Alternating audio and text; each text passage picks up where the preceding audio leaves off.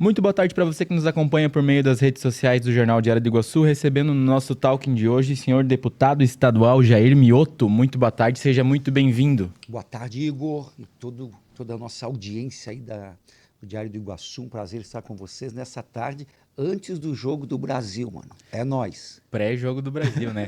Deputado, nesses 7 anos de mandato, então, eu gostaria que você fizesse uma avaliação de qual que é hoje o maior desafio enfrentado por Santa Catarina. Então, nós estamos na Assembleia Legislativa já há 7 anos, segundo mandato. Já temos 41 leis em vigor, mais de 160 milhões de reais destinados aos municípios. E eu te diria que com o governo do Jorginho Melo, os maiores gargalos de Santa Catarina, os maiores problemas estão sendo minimizados. Se você observar hoje o programa Estrada Boa do governo do estado, já aplicou 5,5 bilhões de reais às nossas rodovias estaduais, as SCs, é bom frisar isso para o pessoal diferenciar, né? As SCs, que é a obrigação do estado, 95% delas estão com uma avaliação de boas ou ótimas. Nunca houve isso na história do nosso estado. E também tem o Escola Boa, que está colocando ar-condicionado nas escolas, está colocando também câmera de segurança, que é projeto de minha autoria, e o governador colocou 94,4 bilhões esse ano para câmeras de segurança. 94,4 milhões, desculpe.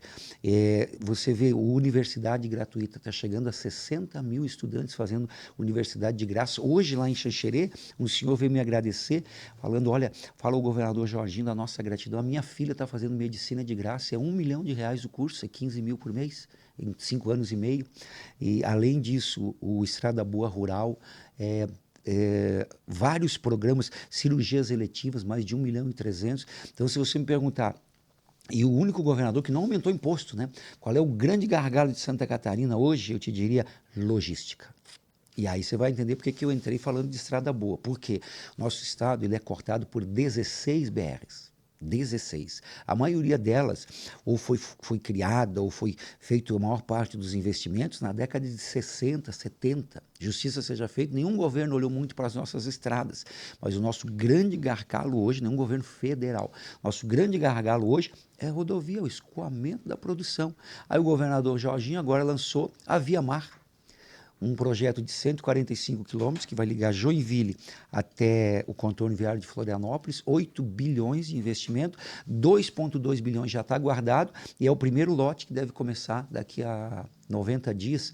Então esse recurso já está disponível, que é o trecho de Luiz Alves até Itajaí. Aí você vai perguntar o que isso tem a ver com o Oeste? Tudo, meus amigos, porque a produção vem da onde? O agronegócio, que é 70% da nossa economia, vem da onde? Vem daqui, da nossa terrinha. Então, o escoamento da produção. E para o próximo mandato, há possibilidade, inclusive, de a gente solicitar, o governador solicitar, que se estadualize a 282 para nós duplicarmos aqui. Se o governo federal não faz, quem sabe o governo estadual vai fazer. Já pensou duplicar toda a 282?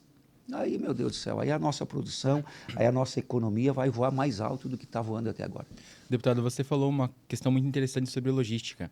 Isso entra na nossa próxima pergunta, que Santa Catarina é um estado que recebe muitas pessoas, né, tanto de fora do Brasil, de pessoas que vêm morar para cá, tanto de próprios brasileiros que vêm de outro estado em busca de oportunidades aqui em Santa Catarina, né? Você acha que o estado está preparado para receber toda essa migração?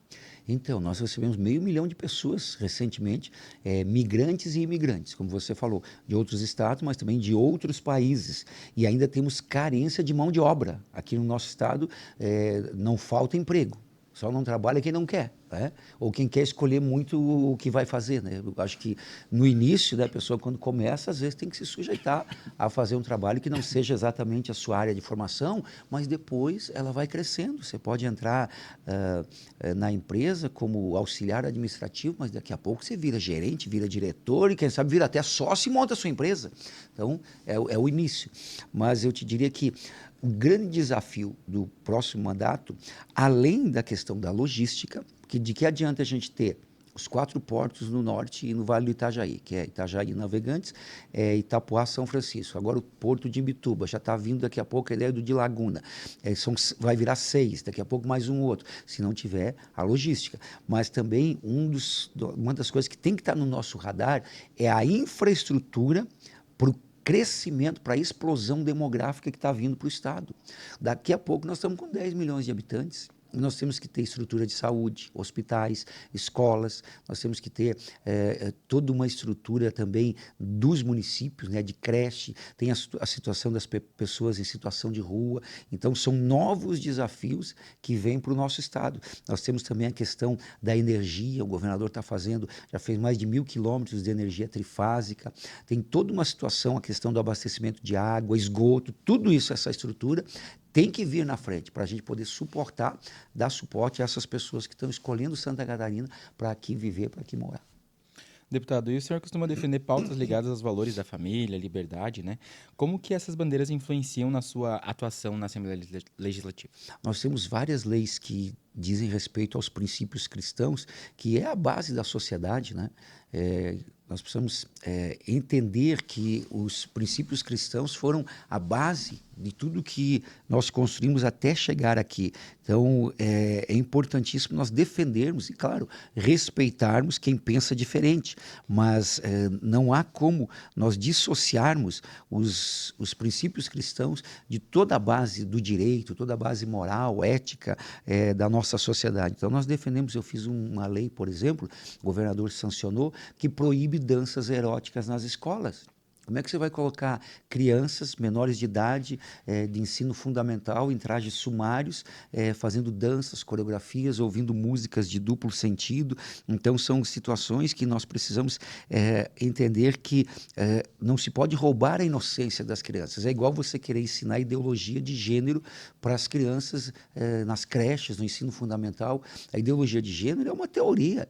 Nós acreditamos na identidade de gênero. Nós e a biologia, aliás, a biologia diz que é cromossomo XX, XY. Então, um gênero que a biologia, a ciência diz é masculino e feminino. Agora, um adulto que tem um comportamento diferente, eu como pastor, a Bíblia diz que Deus dá a todos o livre-arbítrio, cada um faz o que quer da sua vida, embora a gente não concorde, mas a gente respeita. Estou falando de crianças. Defender a inocência das nossas crianças e toda a base moral também da nossa sociedade vem do cristianismo. Senão, como já dizia Dostoiévski, o escritor soviético da época, né, se Deus não existe, tudo é permitido. Ele já falava isso em 1880, quando escreveu Os Irmãos Karamazov. Então, são conceitos que perpassam toda a história da humanidade. Então, não há como nós deixarmos um segundo plano a família tradicional, respeitando a opinião de todo mundo, quem quiser fazer diferente, mas há um padrão. Então, a família tradicional é o respeito ao pai e mãe, são coisas básicas, o respeito ao professor. Aí você vê a nossa educação, né? A educação, Paulo Freire, o livro que ele escreveu, A Pedagogia do Oprimido. Cara, o que está subentendido nas colocações dele? Que, aliás, com muitos princípios do marxismo, né? O próprio marxismo cultural é o opressor e o oprimido. Quer dizer, o empresário é o opressor. O funcionário é o oprimido, daqui a pouco o professor é o opressor, o aluno é o oprimido, daqui a pouco os pais são opressores, os filhos oprimidos, o marido é opressor, a mulher é oprimida. Então, é toda uma briga de classes e o cristianismo não prega isso. O cristianismo prega o amor, prega o respeito, não faça aos outros aquilo que você não quer que façam para você, amar o próximo como a si mesmo. Então, é a base de toda a sociedade. Por isso que nós defendemos os princípios cristãos e já fizemos várias leis em defesa dos princípios cristãos, que é nada mais óbvio, mas às vezes o óbvio tem que ser dito e o óbvio tem que virar lei, para todo mundo saber que é o balizamento, né, da nossa sociedade. Certo, deputado, a segurança pública é algo que tem bastante destaque aqui no estado de Santa Catarina comparado a outros estados, né? Quais são as medidas que você considera prioritária para fortalecer ainda mais a segurança aqui do estado? Então, a nossa polícia é a melhor do Brasil.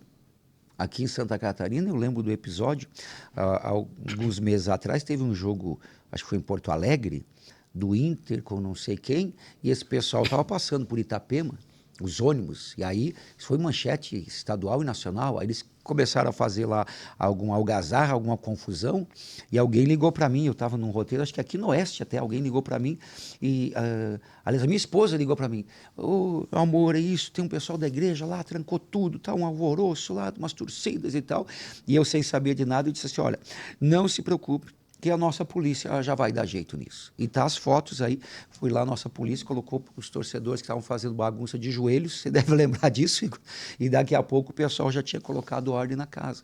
Então, nossa polícia precisa ser fortalecida com equipamento, com armas, com munição e manter o que nós temos aqui no Estado, que é tolerância zero com bandido, não pode ser o que está acontecendo a nível de Rio de Janeiro. Que já se viu PCC, Comando Vermelho.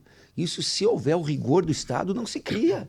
Mas quando há conivência do governo federal, aí vai se criar isso. Mas aqui no estado de Santa Catarina não existe conivência com crime organizado, com PCC, com Comando Vermelho, com nada disso. A nossa polícia tem agido, nossa segurança pública tem mostrado resultados e também um fator interessante que a maioria dos crimes hoje são cibernéticos. Já sabia?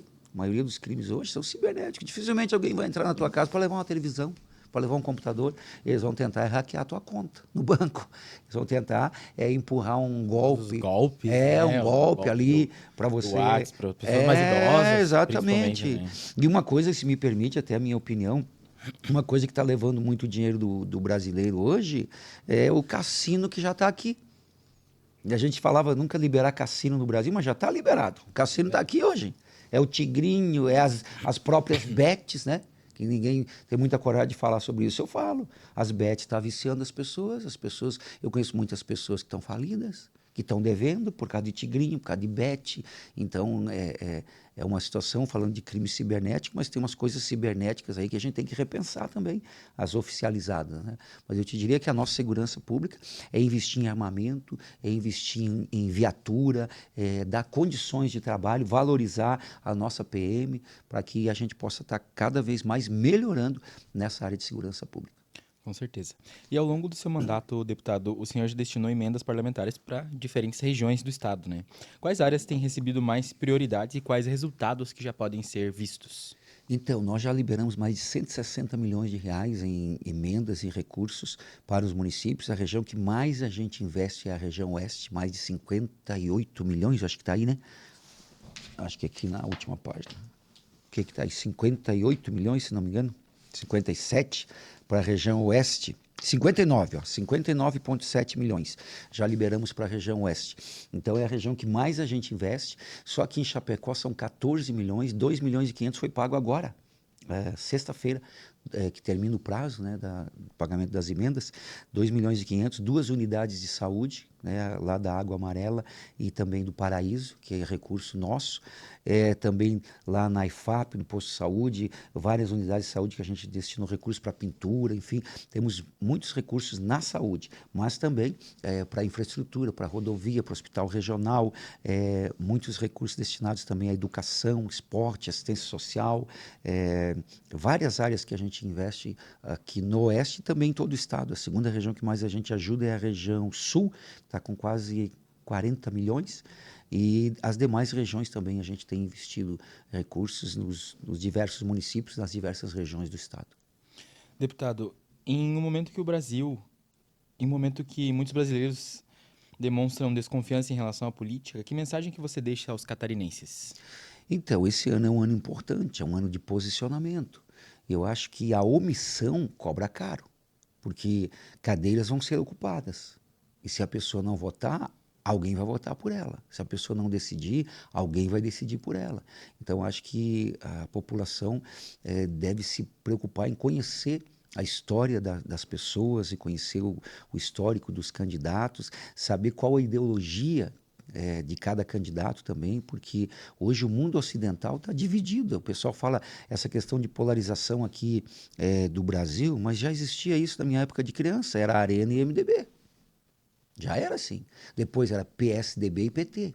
Agora é PL e PT, direita e esquerda. Isso não é só no Brasil, isso é na Europa, na Itália, na Inglaterra, Portugal, já tive nesses países. É a mesma questão de ideologia, de posicionamento. Então, é importante, a América Latina toda está indo mais para a direita. Falta o Brasil, mais um outro país aí. Mas é interessante observar quem realmente vai trazer condições econômicas, quem quer um Estado máximo, o governo mandando em tudo, o governo criando imposto para tudo. Os nossos empresários estão indo para o Paraguai.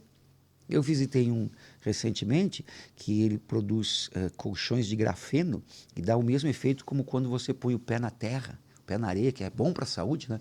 E ele, naquela semana, disse, olha, eu estou importando 80 mil da Turquia de material, mas estou pagando 89 de imposto. 80 mil ele estava pagando no material que ele estava importando. E 89 era imposto, dava 169 mil. Então, essa situação no Brasil, do Estado máximo, de não valorizar quem empreende, quem produz, não valorizar o agronegócio. Então, são situações que vão influenciar a vida das pessoas. Nós somos governados por lei.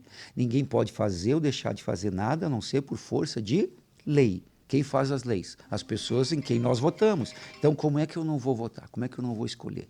Então, respeito quem pensa diferente, mas eu acho que nós temos que cada vez nos conscientizarmos mais, estudar sobre política, porque isso perpassa todas as áreas da sociedade, e avaliar quem são as pessoas mais comprometidas com o estilo de vida, com os princípios que você vive, para que você possa fazer uma escolha coerente. Deputado, então, muito obrigado por essa entrevista, por você ter vindo até aqui o jornal falando um pouquinho sobre esses assuntos dessa tarde. Muito bem, eu que agradeço, né? E agora a gente está entrando num período aí mais próximo da eleição, então a gente quer sempre estar procurando fazer tudo dentro da legalidade, dentro do que a legislação permite. Nós temos trabalhado muito aí para que a gente possa adquirir experiência para fazer mais e melhor aí pelo nosso estado. Perfeito. E para que você fique bem informado, acompanhe as nossas redes sociais Diário do Iguaçu.